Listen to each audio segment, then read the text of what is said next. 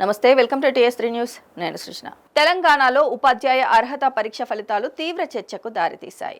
పిల్లలకు విద్యా బోధన చేస్తున్న వేలాది ప్రభుత్వ ఉద్యోగులే టెట్ పరీక్షలో ఉత్తీర్ణులు కాలేకపోవడంతో ఇప్పుడు రాష్ట్ర వ్యాప్తంగా చర్చనీయాంశంగా మారింది. ఈ ఫలితాలు విద్యా వ్యవస్థ నాణ్యతపై ప్రశ్నలు లేవనెత్తుతున్నాయి.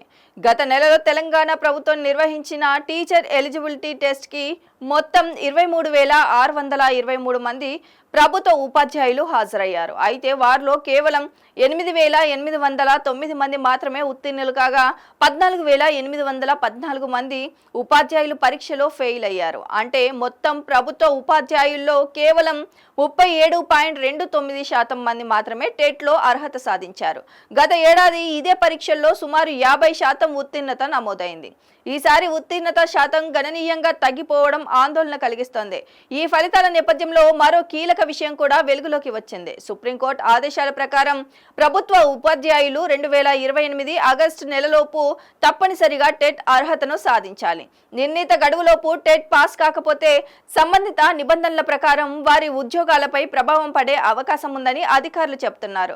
దీంతో ప్రస్తుతం టెట్లో ఫెయిల్ అయిన 14,814 మంది ప్రభుత్వ ఉపాధ్యాయుల్లో తీవ్ర ఆందోళన నెలకొంది. అయితే వారికి 2028 ఆగస్టు వరకు అవకాశం ఉన్నందున రాబోయే టెట్ పరీక్షల్లో పాల్గొని అర్హత సాధించవచ్చు. విద్యార్థులకు నాణ్యమైన విద్య అందించాలంటే ఉపాధ్యాయులు నిరంతరం తమ బోధన నైపుణ్యాలను మెరుగుపరుచుకోవాలని నిపుణులు సూచిస్తున్నారు. అదే సమయంలో ప్రభుత్వం కూడా శిక్షణ కార్యక్రమాలను మరింత బలోపేతం చేయాల్సిన అవసరం ఉందని విద్యారంగ నిపుణులు చెబుతున్నారు. అయితే ఈ ఫలితాలపై ఉపాధ్యాయ సంఘాలు కూడా స్పందిస్తున్నాయి. పరీక్షా విధానం, ప్రశ్నపత్ర క్లిష్టత, అర్హత ప్రమాణాలపై చర్చ జరపాలని వారు కోరుతున్నారు. మరోవైపు విద్యార్థుల భవిష్యత్తు దృష్ట్యా ఉపాధ్యాయులు సామర్థ్యాన్ని పెంచే చర్యలు అవసరమని పలువురు విద్యావేత్తలు అభిప్రాయపడుతున్నారు.